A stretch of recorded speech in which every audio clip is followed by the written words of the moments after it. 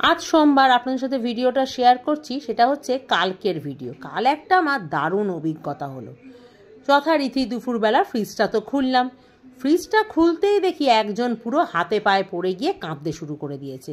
বলছে, কী গো, আমাকে একেবারেই ভুলে গেলে?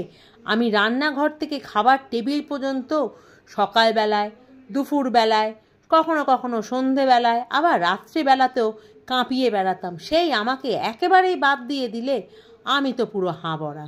এক তো কান্নাকাটি শুরু করলো, কিন্তু কি করব? আমি বললাম, দেখো ভাই, তুমি যতই কান্নাকাটি করো না কেন, বর্ষা যখন একেবারে জমিয়ে পড়েছে আর ইলিশ মাছ যখন এতই পাওয়া যাচ্ছে, তখন তোমাকে নিয়ে কি করব সেটা নয় সন্ধেবেলা বা রাত্রিবেলায় ভাববো। এখন দুপুরবেলা গরম ভাতের সাথে ওই দই ইলিশ বা ভাপা ইলিশ কি ভাজা ইলিশ কি ইলিশ বেগুনের ঝোল ছাড়া অন্য কিছু ভাবার এখন সময়ই নেই। তুমি বরঞ্চ এখন ফ্রিজের মধ্যে বসে চুপচাপ থেকে যাও। কি বুঝতে পারলেন কি বলতে চাইলাম? হ্যাঁ, রবিবারের সঙ্গে মাংসের যে সম্পর্ক আর বৃষ্টির সঙ্গে ইলিশ মাছের যে সম্পর্ক, সে তো বলাই বাহুল্য। আর যেখানে বাইরে পড়ছে এরকম সাংঘাতিক বৃষ্টি প্রচণ্ড পরিমাণে প্রত্যেক দিন, আর বাজারে যেখানে ইলিশ মাছ ভরপুর, সেখানে কি আর ওই মাংস দিয়ে দুপুরবেলার গরম ভাতটা খেতে ভালো লাগে?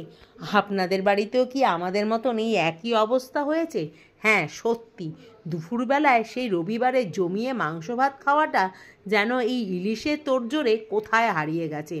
কিছু হোক আর ছাই নাই হোক, ইলিশ মাছ ভাজা দিয়ে অন্তত এই গরম ভাত, তার সাথে কাঁচা লঙ্কা, এর তো জবাবই হয় না। মাংস তো সারা বছরই থাকলো খাওয়ার জন্য। তাহলে আপনারা কিন্তু রবিবারের দুপুরগুলো কী দিয়ে ছাড়ছেন অবশ্যই কিন্তু কমেন্টে আমাকে জানাতে ভুলবেন না।